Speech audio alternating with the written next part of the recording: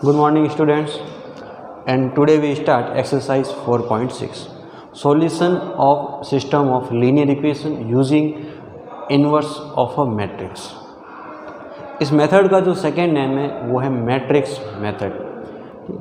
System of linear equation को solve करने के लिए एक मेथड हम और यूज़ करते हैं, वो है क्रैमर्स रूल, लेकिन क्रैमर्स रूल अपने सिलेबस के अंदर नहीं है। ठीक है, तो आज हम बात करते हैं इन्वर्स ऑफ अ मैट्रिक्स। यहाँ पे इस रूल को हम बोल सकते हैं मैट्रिक्स मेथड। अब देखो, सिस्टम ऑफ लीनियर इक्वेशन, या तो हमारे पास 2 लीनियर इक्वेशन गिवन होगी या फिर हमारे पास 3 लीनियर इक्वेशन गिवन होगी। ठीक, तो हम जो फर्स्ट सॉल्व करने जा रहे हैं वो है 2 लीनियर इक्वेशन गिवन हो। ठीक है, सपोज हमारे पास 2 लीनियर इक्वेशन गिवन है, a1x plus b1y is equal to c1 and second equation is a2x plus b2y is equal to c2। ठीक है, ये 2 इक्वेशन हमें यहाँ पर गिवन है। यदि हमारे पास 2 लीनियर इक्वेशन गिवन है तो आप सबसे पहले उस सिस्टम की कंसिस्टेंसी चेक करोगे कि वो सिस्टम कंसिस्टेंट है या फिर इनकंसिस्टेंट है। ठीक है, अब देखो यहाँ पर सबसे पहले तो हमें कंसिस्टेंसी चेक करनी है सिस्टम की। कैसे चेक करते हैं? यहाँ पर सबसे पहले देखो, फर्स्ट इक्वेशन के अंदर x का कोफिशिएंट a1 और सेकेंड इक्वेशन के अंदर x का कोफिशिएंट a2। तो हमें फर्स्ट जो हमें यहाँ पर रेशियो फाइंड आउट करना वो करना a1/a2। ठीक है, सेकेंड देखो, फर्स्ट इक्वेशन के अंदर y का कोफिशिएंट b1 और सेकेंड इक्वेशन के अंदर y का कोफिशिएंट b2। तो आपको एक रेशियो फाइंड आउट करना है b1/b2 और फिर constant upon constant means c1/c2। तो आपको क्या करना है, फर्स्ट इक्वेशन किस फॉर्म की है, a1x plus b1y is equal to c1 और सेकेंड इक्वेशन है a2x plus b2y is equal to c2। और इस फॉर्म की अगर इक्वेशन गिवन है तो हम क्या करेंगे, first of all we find a1/a2, b1/b2 and c1/c2। अब कंपेरिजन करना है, इफ़ a1/a2 एंड b1/b2 अगर नॉट इक्वल है ये, तो जो सिस्टम होता है इस केस के अंदर वो सिस्टम होता है कंसिस्टेंट। कैसा सिस्टम होगा? जो सिस्टम होगा वो होगा कंसिस्टेंट। ठीक, और जो सॉल्यूशन होगा वो होगा यूनिक सॉल्यूशन। सॉल्यूशन कैसा हो जाएगा? Unique solution.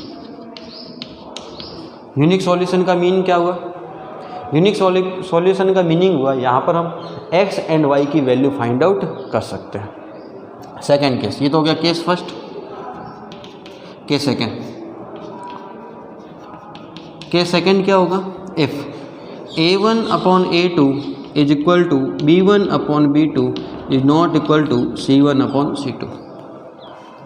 इस केस के अंदर जो सॉल्यूशन होता है वो होता है नो सॉल्यूशन, मतलब दोनों ही लाइन क्या होगी, पैरेलल। अगर दोनों ही लाइन पैरेलल है तो कोई भी सॉल्यूशन यहाँ पर फाइंड आउट नहीं होगा, मीन्स x एंड y की यहाँ पर कोई भी वैल्यू फाइंड आउट नहीं होगी। ठीक है, और इस केस के अंदर जो सिस्टम होता है वो होता है इनकंसिस्टेंट। कैसा होता है? इनकंसिस्टेंट। जो सिस्टम होगा वो कैसा हो जाएगा? इनकंसिस्टेंट। एंड थर्ड केस क्या होगा, a1/a2 is equal to b1/b2 is equal to c1/c2। इस केस के अंदर क्या होगा, जो सिस्टम होगा वो सिस्टम होगा इनकंसिस्टेंट और सॉल्यूशन कैसा हो जाएगा, इनफाइनाइट मैनी सॉल्यूशन।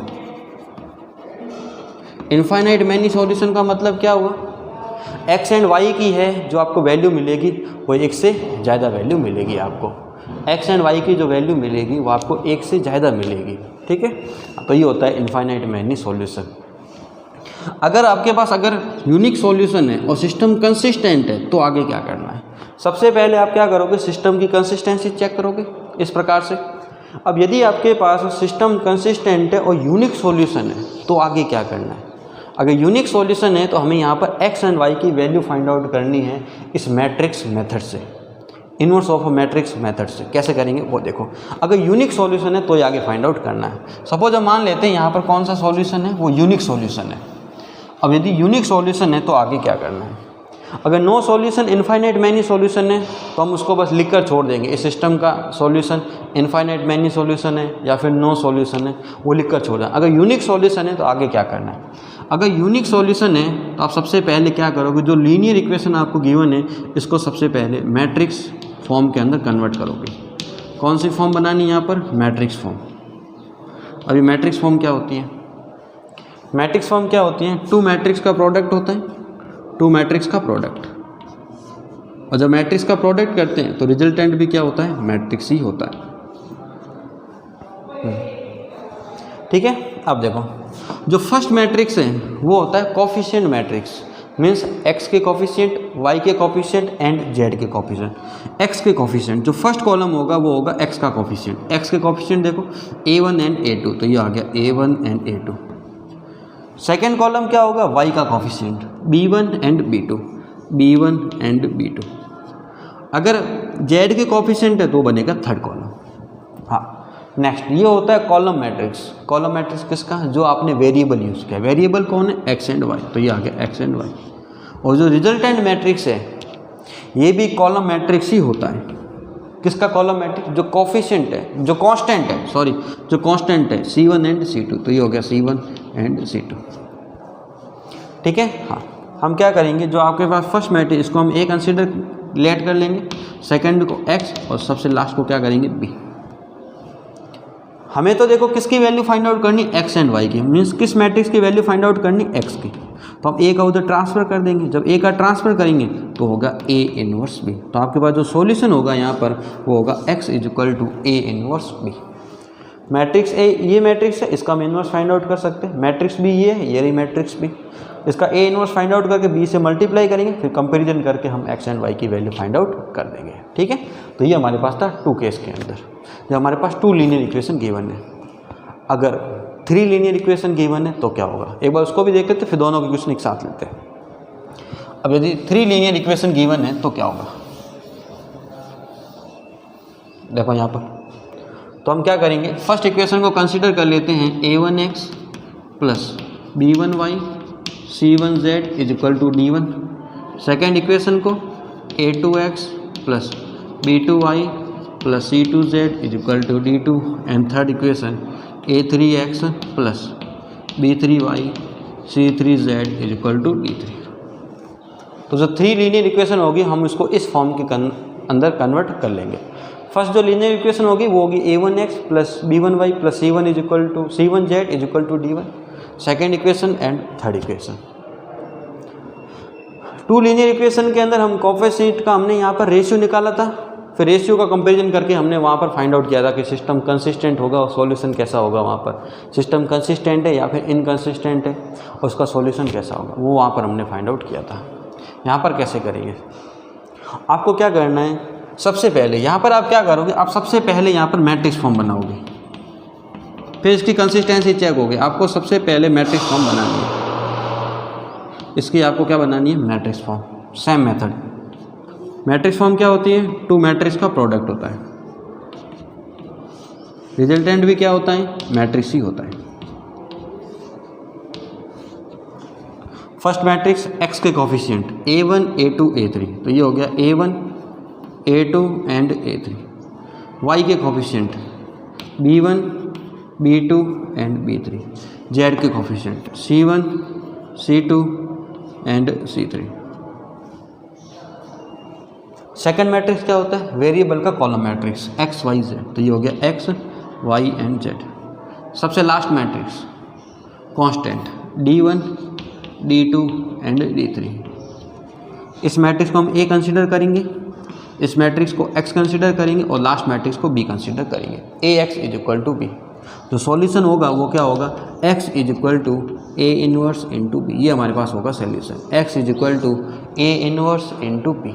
ये हो जाएगा हमारे पास सॉल्यूशन। ये सॉल्यूशन कब यूज़ करना है, ये सॉल्यूशन तभी यूज़ करते हैं जब determinant a is not equal to 0। और जब determinant a is not equal to 0 होता है तो जो सॉल्यूशन होता है वो कैसा सॉल्यूशन होता है, यूनिक सॉल्यूशन। ठीक है, इसका मतलब ये हुआ कि जब यदि आपके पास थ्री लीनियर इक्वेशन गिवन तो आपको सबसे पहले मैट्रिक्स फॉर्म बनानी पड़ेगी। इसका सॉल्यूशन क्या होता है, x is equal to a inverse b। ये जो सॉल्यूशन हम यूज़ करते हैं x is equal to a inverse b, ये हमेशा तभी यूज़ करते हैं जब हमारे पास यूनिक सॉल्यूशन होता है। तो देखो यहाँ पर कंडीशन साथ में determinant a is not equal to 0 होना चाहिए तो हम इस सॉल्यूशन का यूज़ करते हैं, और determinant a is not equal to 0 का मीनिंग हो गया यूनिक सॉल्यूशन। और हमारे पास सीबीएसई के अंदर इस बार जो है वो यूनिक सॉल्यूशन ही सिलेबस के अंदर है। तो ये हो जाएगा हमारे पास। इसका मतलब क्या हुआ, सबसे पहले आपको मैट्रिक्स ए फाइंड करना पड़ेगा। मैट्रिक्स ए का आपको डिटर्मिनेंट फाइंड आउट करना है। अगर डिटर्मिनेंट नॉट इक्वल टू 0 है तो इसका मतलब कैसा सॉल्यूशन होगा, यूनिक सॉल्यूशन। और यूनिक सॉल्यूशन कैसे निकालेंगे, x is equal to a inverse b. अगर बाकी वाले केस देखने हैं कि इनफाइनाइट मैनी सॉल्यूशन कब होगा, नो सॉल्यूशन कब होगा, एक बार देख लो वहाँ पर, ठीक है। अब उसके लिए हम क्या करते हैं, यहाँ पर सबसे पहले हमने मैट्रिक्स ए फाइंड किया। अगर मैट्रिक्स ए का डिटर्मिनेंट नॉट इक्वल टू 0 है, नॉट इक्वल टू 0 है तो कैसा सॉल्यूशन हो जाएगा, यूनिक सॉल्यूशन। हाँ, तो इस केस के अंदर हो जाएगा यूनिक सॉल्यूशन। अब बाकी वाले केस देख लेते हैं। यहाँ पर बाकी वाले केस के अंदर क्या करोगे, अगर डिटर्मिनेंट क्या होगा, not equal to 0 unique solution. If determinant a यदि 0 हो गया, अगर डिटर्मिनेंट ए है वो 0 हो गया तो यूनिक सॉल्यूशन तो नहीं होगा। तो फिर इस केस के अंदर हम क्या करते हैं, यहाँ पर सबसे पहले हमें फाइंड करना पड़ता है एडजॉइंट ए इनटू, सबसे पहले हम फाइंड आउट करेंगे एडजॉइंट ए, ठीक है। और एडजॉइंट ए का हम बी से मल्टीप्लाई करेंगे। अगर ये वैल्यू आती है नॉट इक्वल टू 0 तो आपका सॉल्यूशन कैसा हो जाएगा, नो सॉल्यूशन, ठीक है। अगर आपके पास अगर मैट्रिक्स ए का डिटर्मिनेंट 0 हो गया तो हम इस केस के अंदर क्या फाइंड आउट करना पड़ेगा, एडजॉइंट ए। और एडजॉइंट ए का मल्टीप्लाई किससे करेंगे, बी से। अगर ये रिजल्ट अगर नॉट इक्वल टू 0, अगर मैट्रिक्स में बात करें मतलब कैपिटल ओ है, 0 मैट्रिक्स है यहाँ पर, अगर नॉट इक्वल टू कैपिटल ओ है तो सॉल्यूशन कैसा हो जाएगा, नो सॉल्यूशन। अगर ये भी 0 हो गया तो क्या करेंगे, डिटर्मिनेंट भी 0 और एडजॉइंट ए इंटू बी, ये भी वैल्यू क्या आ गई, कैपिटल ओ, ठीक है। तो क्या करेंगे, अगर ये हो गया तो फिर इस केस के अंदर दोनों ही केस हो सकते हैं। अगर इस केस के अंदर सिस्टम कंसिस्टेंट भी हो सकता है और सिस्टम इनकंसिस्टेंट भी हो सकता है, कुछ कह नहीं सकते। अगर सिस्टम कंसिस्टेंट है तो इनफाइनाइट सॉल्यूशन है। कैसे सॉल्यूशन होगा, इनफाइनाइट सॉल्यूशन। अगर सिस्टम इनकंसिस्टेंट है तो कैसा हो जाएगा, नो सॉल्यूशन। लेकिन इस बार अपने जो सीबीएसई के अंदर है वो केवल यूनिक सॉल्यूशन ही सिलेबस के अंदर है, मतलब determinant a is not equal to 100% 0 होगा, ठीक है। अब देखो क्वेश्चन को, देखो यहाँ पर क्वेश्चन,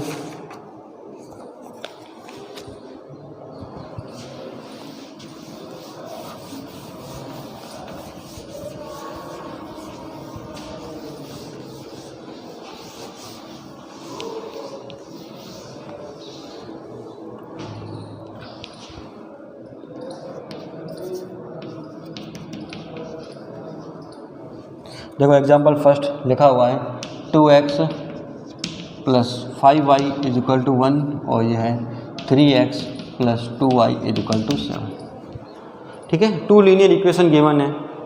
2 लीनियर इक्वेशन के अंदर क्या करेंगे, पहले कंसिस्टेंसी चेक करो। कंसिस्टेंसी कैसे चेक करेंगे वो देखो। फर्स्ट ऑल फाइंड आउट करो a1 upon a2। a1 upon a2 कितना है, 2/3, तो ये हो गया 2/3। फिर b1 बाई b2 कितना है, 5/2। ऑब्जर्व करो a1 upon a2, b1 upon b2, क्या बोल सकते हैं यहाँ से, a1 upon a2 is not equal to b1 upon b2। अगर ये कंडीशन है तो कैसा सॉल्यूशन होगा, यूनिक सॉल्यूशन। मतलब आपके पास a की x की वैल्यू आएगी और a की उसके करस्पॉन्डिंग y की वैल्यू आएगी। तो देखो यूनिक सॉल्यूशन है, कैसे करेंगे।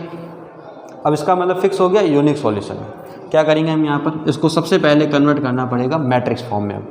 यूनिक सॉल्यूशन है तो ही आगे सॉल्व करना है। अगर यहाँ पर नो सॉल्यूशन होता तो सीधा लिख देते नो सॉल्यूशन, क्वेश्चन एंड हो जाता वहाँ पर, ठीक है। ये तो हमारे पास यूनिक सॉल्यूशन हो गया, ये हमने चेक कर लिया। अब इसको कन्वर्ट करते हैं यहाँ से। अब यूनिक सॉल्यूशन फाइंड आउट करते हैं। सबसे पहले इसको कन्वर्ट करो मैट्रिक्स फॉर्म में, मैट्रिक्स फॉर्म बनाओ। 2 मैट्रिक्स का प्रोडक्ट, कोफिशिएंट x का कोफिशिएंट 2 3, y की कोफिशिएंट 5 2, फिर मल्टीप्लाई वेरिएबल का column matrix and constant 1 and 7। ये मैट्रिक्स होगा A, ये मैट्रिक्स होगा F और ये होगा मैट्रिक्स B। अगर आप सॉल्यूशन चेक करते हो तो मैट्रिक्स A का मुझे क्या फाइंड आउट करना पड़ता है, इन्वर्स करना पड़ता है ना। अब इन्वर्स में यहाँ पर डायरेक्ट पुट करता हूँ, मैं फाइंड नहीं कर रहा हूँ, तो इन्वर्स हमें फाइंड आउट करना आता है, ठीक है। तो देखो इसका मैं इन्वर्स है वो मैं डायरेक्ट पुट कर रहा हूँ। देखो इसका इन्वर्स क्या बनेगा, इसका जो इन्वर्स आएगा वो हमारे पास आएगा -1/11 2 -3 -5 एंड 2, ये हमारे पास आ गया इसका इन्वर्स। ठीक है, ये हमारे पास आ गया इन्वर्स। इन्वर्स मैंने यहाँ पर डायरेक्ट पुट कर लिया। हैंस सॉल्यूशन क्या होता है इसका solution, x is equal to a inverse into b. ठीक है, x is equal to a inverse b. बस सॉल्व कर लेते हैं इसको। देखो कैपिटल X का मीनिंग क्या हुआ, x एंड y, कॉलम मैट्रिक्स ये रहा ना, कैपिटल X ये रहा x, ए इनवर्स ये रहा -1/11 मल्टीप्लाई 2 -5 -3 एंड 2, फिर कौन सा multiply, b matrix. B matrix कितना है, 1 एंड 7। ठीक है, तो ये आ गया हमारे पास 1 एंड 7। कुछ नहीं किया है यहाँ पर हमने, इसको बस यहाँ पर वैल्यू पुट की सर। ए इनवर्स आपको फाइंड आउट करना आता है, बस सॉल्व कर लो इसको। देखो क्या होगा यहाँ से, -1/11 मैट्रिक्स मल्टीप्लाई 2 का 1 से -5 का 7 से, कितना होगा यहाँ से, देखो 2 -35 कितना हो जाएगा, -33। -3 का 1 से -3 +14 कितना हो जाएगा, +11। 11 को -1/11 को यहाँ से मल्टीप्लाई करो, कितना आएगा 3, और ये कितना आ जाएगा यहाँ से -1। ठीक है, ये आ गया x एंड y। कंपेरिजन करो, x की वैल्यू कितनी है 3, y की वैल्यू कितनी है -1, और जो आपने जो आंसर निकाला ये x एंड y, जो आपके पास इक्वेशन गिवन है उसको क्या करेगी, सेटिस्फाई करेंगे। चेक कर लो, 2 × 3 6, 6 - 5 1, 1 = 1। ठीक है, तो ये हमारे पास था जब 2 लीनियर इक्वेशन आपके पास गिवन हो। अब देखो नेक्स्ट क्वेश्चन हम लेते हैं 3 वाला। 3 वाले को कैसे सॉल्व करना है।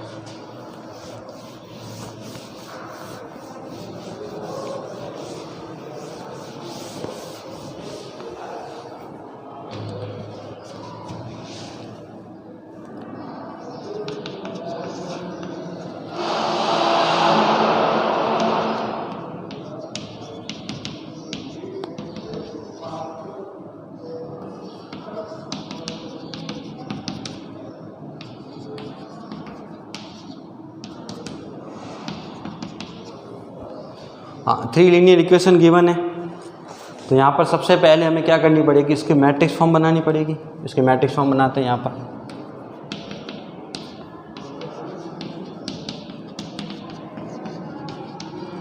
मैट्रिक्स फॉर्म बनाते हैं। मैट्रिक्स फॉर्म क्या होती है, 2 मैट्रिक्स का प्रोडक्ट, और रिजल्टेंट भी क्या आएगा, matrix. x coefficient, y coefficient, z coefficient. x से coefficient 3 2 4, 3 2 4, y coefficient -2 1 -3, z coefficient 3 -1 and 2, column matrix variable x y z, और लास्ट कांस्टेंट 8 1 4। इस मैट्रिक्स को A, इस मैट्रिक्स को x और इस मैट्रिक्स को B। हमें क्या करना पड़ता है, सबसे पहले ए का डिटर्मिनेंट चेक करना पड़ता है। तो हम ए का डिटर्मिनेंट चेक कर लेते हैं यहाँ से, डिटर्मिनेंट ए, और जो अगर आप सॉल्व करोगे तो डिटर्मिनेंट ए की वैल्यू आएगी, वो आएगी -17। -17 का मतलब नॉट इक्वल टू 0, और जब डिटर्मिनेंट की वैल्यू नॉट इक्वल टू 0 है तो कैसा सॉल्यूशन होता है, यूनिक सॉल्यूशन। मतलब इस केस के अंदर जो हमें सॉल्यूशन फाइंड आउट होगा वो कैसा सॉल्यूशन फाइंड आउट होगा, यूनिक सॉल्यूशन। और यूनिक सॉल्यूशन हैं तो सॉल्यूशन, यूनिक सॉल्यूशन क्या होता है, x इज इक्वल टू होता है a इनवर्स इंटू बी। यही होता है ना unique solution, x is equal to a inverse b. मतलब हमें सबसे पहले मैट्रिक्स A का इनवर्स फाइंड आउट करना पड़ेगा। तो हम यहाँ पर मैं इनवर्स में डायरेक्ट यूज़ कर रहा हूँ, आपको निकालना आता है। मैट्रिक्स A, ये रहा मैट्रिक्स A, इसका इनवर्स तुम फाइंड आउट कर सकते हो। और जब इसका आप इनवर्स फाइंड आउट करोगे तो आपके पास जो वैल्यू आएगी वो आएगी -1/17, -1, -5, -1, -8, -6, 9, -10, 1 एंड 7। ठीक है, ये आएगी आपके पास वैल्यू। हाँ, अब सॉल्यूशन अप्लाई कर लेते हैं। x इज इक्वल टू, ये सॉल्यूशन अप्लाई कर रहा हूँ मैं। x की वैल्यू क्या है हमारे पास, x y and z। a inverse ये रहा -1/70, -1, -5, -1, -8, -6, 9, -10, 1 and 7 multiply matrix b matrix देखो कितना है 814, ठीक है 814। अब आपको यहाँ पर मल्टीप्लाई करना है तो ये आ जाएगा -1/7।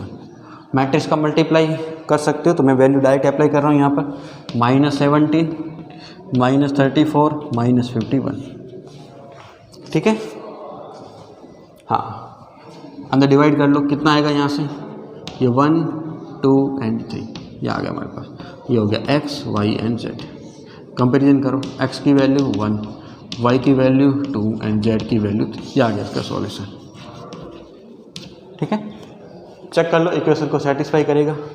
3 × 1 3, -4 -1 -1 + 9 + 8 8 = 8, ठीक है।